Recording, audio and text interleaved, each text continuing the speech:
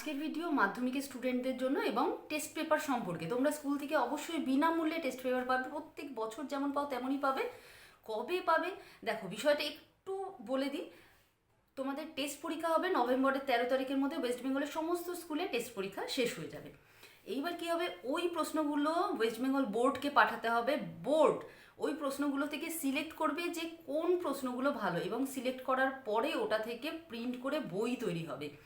এই প্রসেসে যতটুকু টাইম লাগবে, মানে নভেম্বরের 13 তারিখের পর থেকে স্কুল থেকে বোর্ডে প্রশ্ন পাঠানো শুরু হবে, সেগুলো সিলেক্ট করতে কিছুদিন লাগবে এবং বই প্রিন্ট করতে, টেস্ট পেপারটা প্রিন্ট করতে যে কদিন লাগবে, তারপরে ওখান থেকে স্কুলে পাঠাতে এই সব মিলে হয়তো 1 মাস লেগে যাবে। তার মানে তোমরা টেস্ট পেপার স্কুল থেকে পাবে সম্ভবত ডিসেম্বরের 15 তারিখ নাগাদ।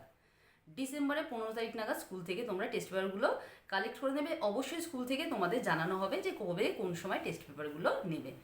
ঠিক আছে।